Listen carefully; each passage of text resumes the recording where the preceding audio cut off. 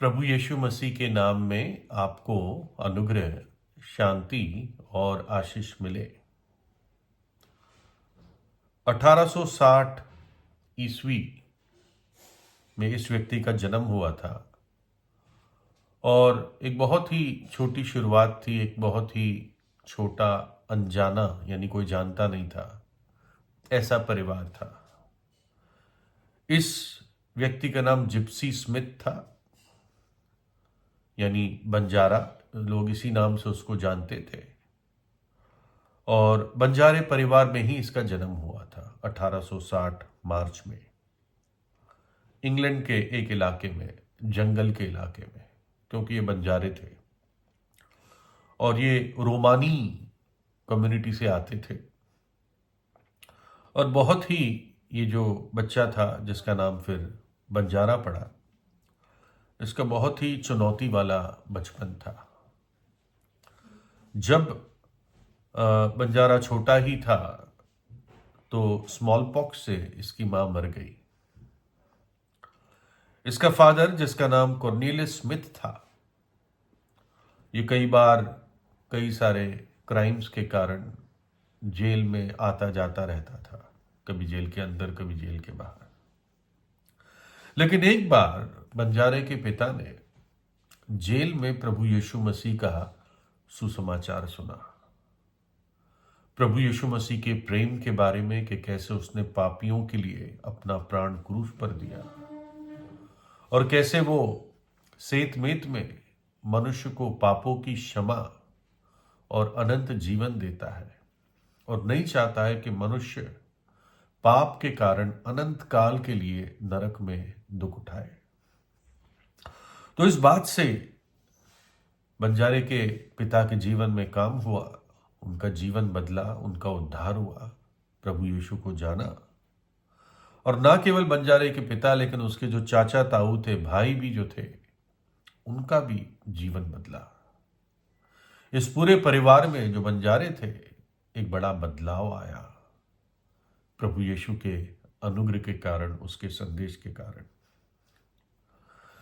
बंजारे ने शुरुआत में कोई एजुकेशन, जैसे स्कूल जाता है बच्चा, अच्छी एजुकेशन पाता है, इसको ऐसा कुछ नहीं मिला। ये परिवार टोकरियां बेचते थे, जंगल की जो टहनियाँ वगैरह से टोकरी बनाते थे, वो टोकरियां बेचते थे, टीन के डब्बे बेचते थे और कपड़े सुखाने वाले क्लिप जैसी कोई चीज़ ये बेचा करते थे। साथ में ये घोड़े भी बेचते थे, मतलब घोड़े का ट्रेडिंग करते थे, एक से लेकर दूसरे को बेच दिया और कुछ कमीशन रख लिया। और लोगों का भविष्य भी बताते थे, फॉर्च्यून टेलिंग, कि भाई कल तेरा क्या होगा। तो ऐसे करके, खैर इसमें काफ़ी लोगों को बेवकूफ़ बनाया जाता है, तो शायद ये भी ऐसा ही काम करते थे। तो बाकायदा एक रोमानी लाइफस्टाइल में, एक बंजारे की लाइफस्टाइल में ये बच्चा बड़ा हुआ। गरीबी थी, एक जगह से दूसरी जगह ये जाते रहते थे, लेकिन फिर भी इसके जीवन में एक आत्मिक भूख थी, विशेषकर जब इसने अपने पिता के जीवन में बदलाव देखा और फिर इसने पढ़ना लिखना भी शुरू कर दिया बड़ी लगन के साथ। और परमेश्वर ने इस बच्चे पर बहुत अनुग्रह किया। ये बंजारा स्मिथ, जिप्सी स्मिथ के नाम से जाना जाने लगा और ये परमेश्वर का एक बहुत ही अच्छा और बड़ा दास बना और प्रभु यीशु का सुसमाचार बहुत ही अपने आम लोगों की भाषा में ये देता था। लोग सुनते थे, उनका जीवन बदलता था। यूके में, अमेरिका में और कई सारे देशों में जाकर इसने प्रभु यीशु का संदेश सुनाया। लोगों ने अपने पापों से पश्चाताप किया, उनका जीवन बदला। इसकी सभाओं में काफ़ी लोग आते थे। इसने अपनी एक आत्मकथा भी लिखी है, जिप्सी स्मिथ, उसका जीवन और उसका कार्य। और ये बंजारा ही अपने बारे में एक घटना बताता है कि एक बार वो स्कॉटलैंड की सड़क पे चल रहा था, शायद भीड़ भाड़ थी, और जब वो चल रहा था तो किसी ने एकदम उसके शर्ट की या कोट की जो स्लीव होती है, आस्तीन होती है, उसको खींचा। तो उसको लगा कोई शायद मुझे पीछे धक्का मार के आगे जाना चाहता है, तो उसने ज़्यादा ध्यान नहीं दिया। लेकिन जब वो उसके कोट को या जो कमीज की स्लीव को, आस्तीन को कोई दूसरी तीसरी बार खींचा, तो उसने देखा, तो देखा था एक छोटी सी बच्ची थी, और ऐसे ही गरीब बच्ची थी। उसके कपड़े भी बहुत पुराने से और चिथड़े जैसे ही थे, और एक हाथ में उसका ऐसा ही एक कागज सा था, वो जैसे मुट्ठी में कागज को बंद कर देते वैसे था। शायद कागज के अंदर कुछ था, कागज भी मैला सा ही लग रहा था। तो बंजारे ने पूछा उसको कि बच्चे बता क्या बात है। तो उसने कहा कि मैं चाहती हूं कि आप मेरी ये टॉफी ले लें। बोला क्यों? बोला क्योंकि सर, अब हमारे घर में एक नए पापा है। तो वो समझा नहीं, और बच्ची ने बताया कि मेरे पापा हमेशा शराबी की तरह बर्ताव करते हैं, घर में शराब पी के रहते हैं। लेकिन पिछले शनिवार जब वो आपकी सभा में गए, उसके बाद से पापा बदल गए हैं, और पापा अब घर में बहुत अच्छा बर्ताव कर रहे हैं। मैं बहुत खुश हूं अंकल, आप मेरी ये कैंडी ले लीजिए, एक ये टॉफी ले लीजिए। और बंजारे ने, जिप्सी स्मिथ ने एकदम नीचे होकर उसको, उस बच्ची को गले लगाया। वो रोने लगा, उसने उसकी टॉफी ले ली, और बच्ची बहुत आभारी थी कि मेरे घर में अब पापा नए हो गए हैं। पापा तो वही थे, लेकिन अब उनका जीवन नया हो गया, और इसलिए वो अपनी टॉफी इस अंकल को, इस सर को, इस परमेश्वर के दास को देना चाहती थी। है ना, कैसे अपना आभार एक व्यक्ति प्रकट करना चाहता है। खैर, बंजारा तो एक संदेशवाहक ही था, कार्य करने वाला परमेश्वर का आत्मा था, प्रभु यीशु था, जो हमारे हृदय में, हमारे जीवन में काम करता है।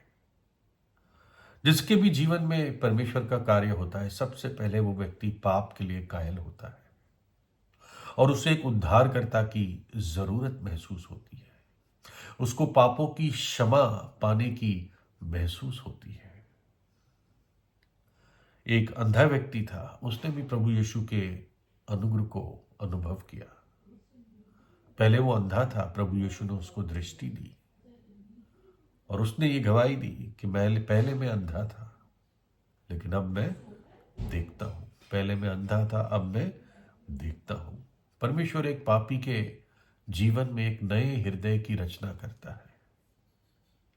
शरीर वही रहता है, लेकिन अंदर से परमेश्वर एक नए हृदय की रचना करता है, उसको एक नया हृदय देता है, नया मन देता है। उस पापी को जो सच्चे हृदय से, टूटे हुए मन के साथ प्रभु यीशु के चरणों पर आता है या आती है। बाइबल बताती है, अगर कोई भी मसीह में है, अगर किसी ने भी यीशु पे विश्वास किया है, तो अब वो नई सृष्टि है। पुरानी बातें बीत गई, देखो सब कुछ नया हो गया।